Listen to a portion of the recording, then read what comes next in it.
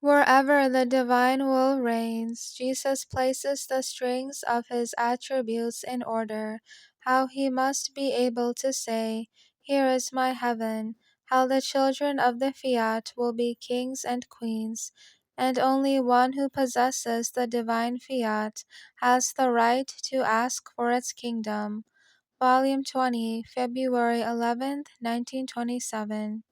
As I was in my usual state, my adorable Jesus made me see many strings in my interior, one close to the other, starting from a sphere which was in the middle of these strings.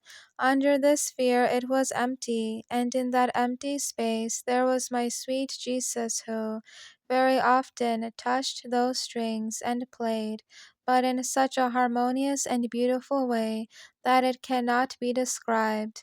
Then, after he played his little sonata, he said, "My daughter, these strings are symbol of the soul in whom my will reigns. I myself delight in forming them and arranging them all in order. Look at them, how beautiful they are. Each string has its distinct color, invested with light, in such a way that, all together, they form the most beautiful rainbow, all radiant with light. But do you want to know why each string has its distinct color? Because each one of them symbolizes one of my divine qualities, that is, my attributes. So I placed everything in order: the string of love, the string of goodness, the string of power, of mercy, of strength, of wisdom, of purity, in sum, everything. I have not excluded even the string of justice. So when I want to love and be loved, I touch the string of love. Oh, how sweet is its sound! Soft, penetrating, delightful, such as to shake heaven and earth, investing the inmost fibers of all the beings in which my will reigns. And I love and am loved, because its sound draws and enraptures everyone to love me, and I myself, enraptured by my own love, love and put out oceans of love. The sound is so melodious as to make me tolerate everything and bear the great evils of the poor world. The sound makes me move on to touch the string of goodness, and the sound calls the attention of all to receive the goods that my goodness wants to put out and give to creatures. Speaking voices can be heard in the sound. It makes all stand at attention. Sounds of surprise, of admiration, in hearing in this sound of voices, the goods which I want to give.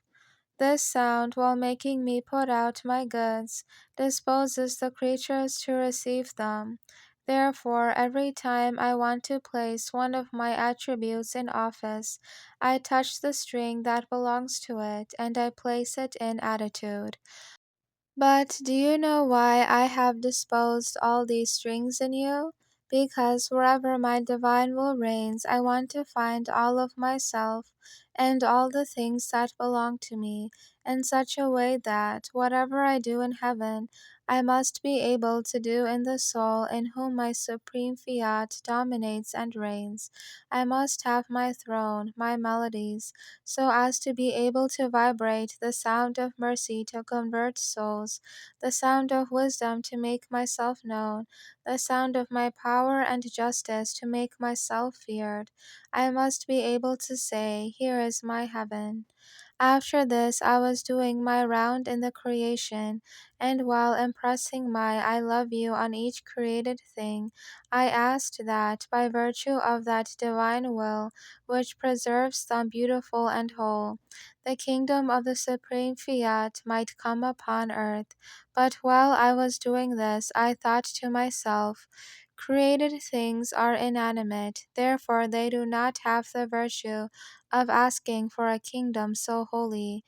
But while I was thinking of this, my beloved Jesus came out from within my interior and told me, "My daughter, it is true that created things are without soul.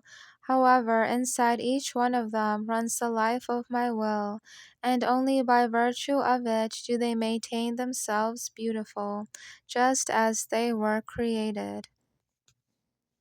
Now, created things are all noble and queens, all belonging to my royal family, and by virtue of my will which animates them, and of the acts which my will exercises in them, they have the right to ask for the coming of my kingdom, because it is also their kingdom. In order to ask with right for the coming of the kingdom of the divine Fiat, it is necessary to be one from our family in whom our will has its first place, its throne, its life.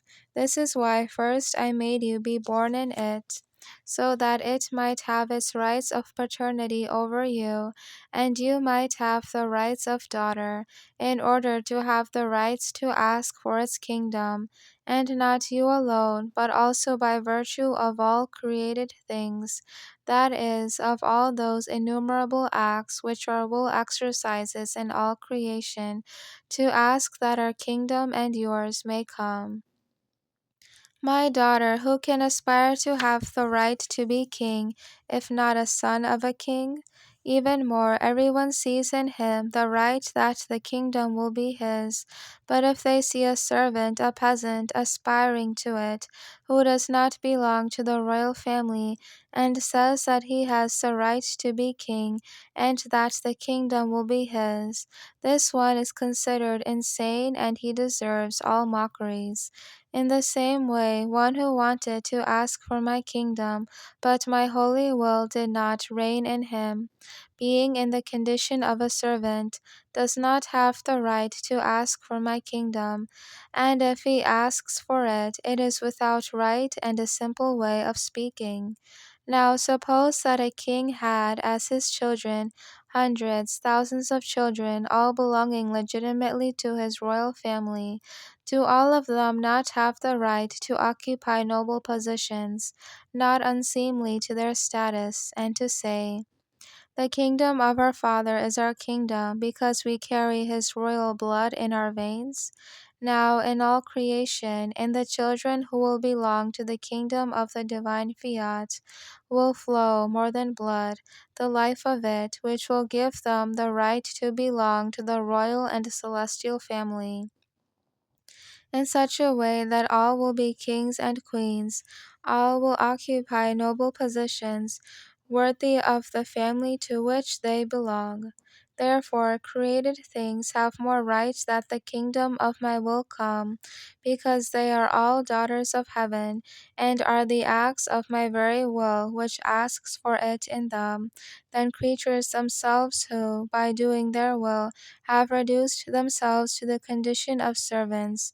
Therefore, when you, in the name of the heavens, of the sun, of the sea, and of all other created things, ask for the coming of the kingdom of my eternal Fiat, you force my will itself to ask for the coming of its kingdom. And do you think it is nothing that a divine will praise in each created thing as you impetrate its kingdom? Therefore, continue and never draw back.